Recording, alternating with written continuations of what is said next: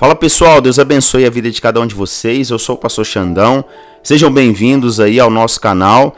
Se arde no seu coração, se você tem um desejo, assim como eu, de marcar sua geração, de fazer a diferença, já deixa aquele like, se inscreva no canal. E se você perdeu aí alguns capítulos sobre essa série, vai lá na nossa playlist Liderança Espiritual segundo Moody, porque eu tenho certeza que Deus vai falar com você.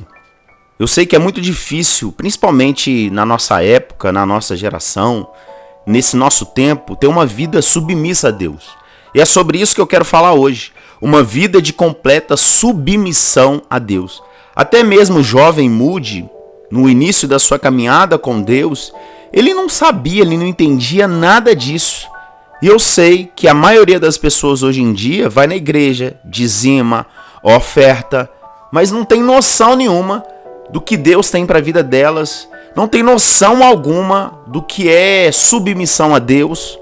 Por isso, no capítulo de hoje, eu quero compartilhar com vocês sobre como D.L. Moody ele conseguiu ter uma vida submissa, completa, uma vida totalmente voltada para Deus.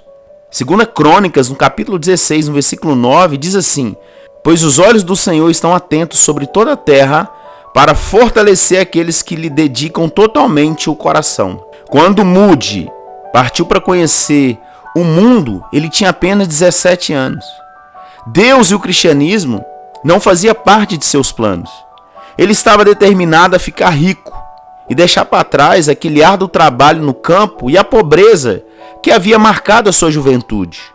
O pai de Moody, ele morreu de forma inesperada, quando ele e os irmãos ainda eram jovens. Por isso a mãe teve que lutar muito para sustentar a família. As crianças, à medida que cresciam, trabalhavam e ajudavam em tudo que era possível. Embora Moody respeitasse e amasse a sua mãe, ele estava insatisfeito e queria fugir da vida monótona da Nova Inglaterra rural, ávido por um sucesso material. Então Moody saiu de casa e foi para Boston enfrentando vários obstáculos.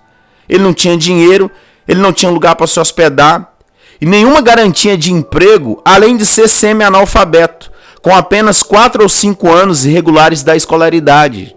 Imagina a situação desse menino de 17 anos, que cansou da sua vida rural, que tinha um sonho de se tornar rico, largar sua casa e ir para um lugar totalmente desconhecido. Imagina a luta que esse menino passou. Mas algo importante que aconteceu na vida de Moody é que a sua mãe, ela lia a Bíblia para eles, para os seus filhos, todas as noites. Só que a mãe de Moody sabia que aquelas sementes ainda não haviam criado raízes no coração dele, porque ele não demonstrava nenhum interesse por assuntos espirituais quando ele tinha saído de casa.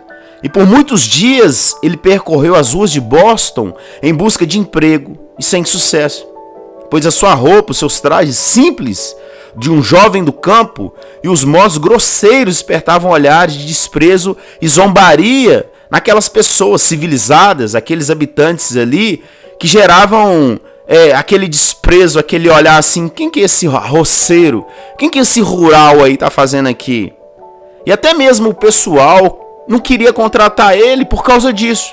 Então, o tio de Moody, Samuel Holton, ele tinha uma loja de sapato na cidade, mas Moody no princípio era orgulhoso demais para pedir emprego aos parentes, além de saber que o tio era um patrão muito severo. E esse mesmo tio no passado havia lhe dito que ele deveria ficar longe de Boston porque ele não se daria bem lá.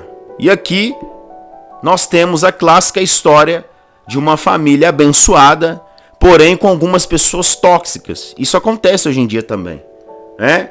A ideia que se tem é de todas as famílias são maravilhosas, mas não é assim, né? Sempre tem aquelas pessoas que, mesmo sendo seu sangue, mesmo sendo seu parente, ela não torce por você. Pelo contrário, ela torce para dar errado.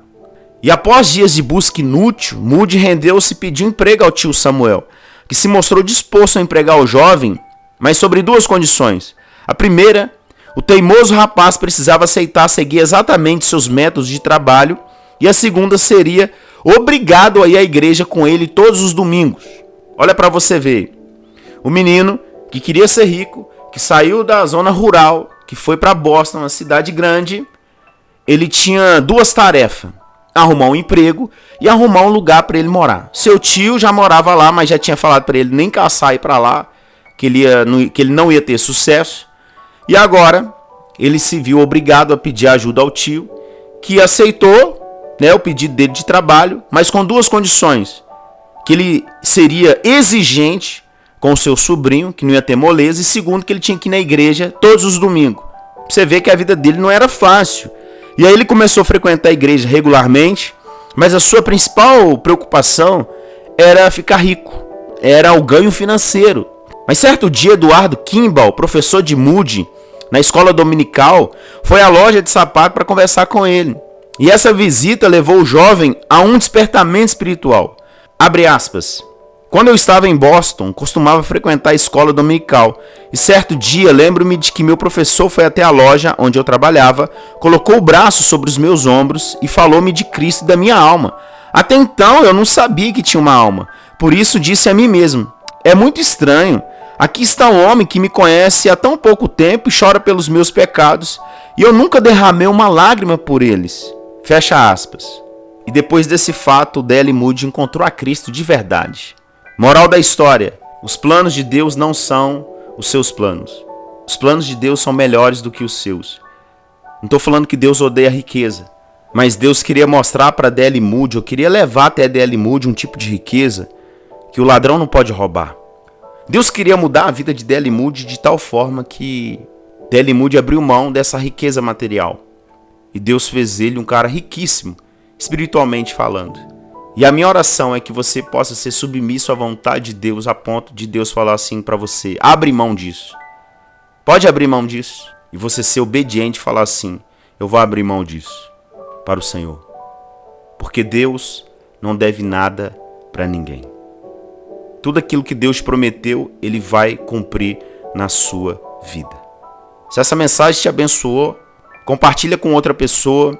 Se você ainda não se inscreveu no canal, se inscreva, deixa aquele like, deixa um comentário aí. Fala para alguém sobre a história de D.L. Moody. Compartilha, vai lá na playlist. Manda os vídeos para alguém, que eu tenho certeza que essa pessoa também vai ser abençoada. Até o nosso próximo capítulo. Que Deus te abençoe.